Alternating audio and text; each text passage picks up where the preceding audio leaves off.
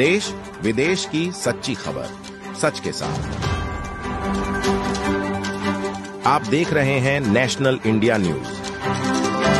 North Bengal की सिलीगुड़ी से बड़ी खबर सामने आई है, जहां न्यू जलपाईगुड़ी पुलिस ने भारी मात्रा में गांजे की तस्करी को नाकाम करते हुए एक ड्रग तस्कर को गिरफ्तार किया है।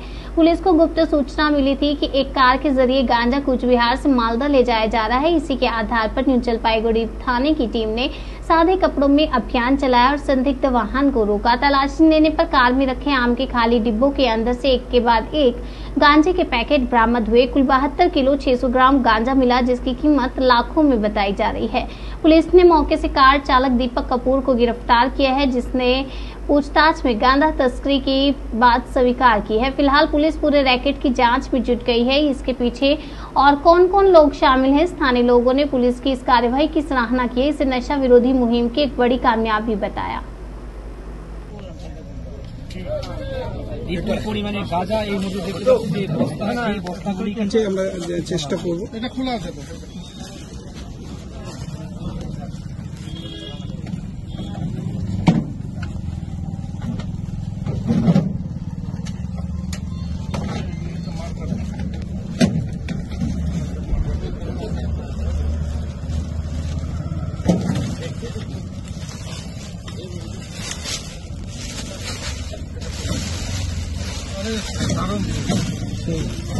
एकदम एक नंबर দাদা এটা কি গাঁজা?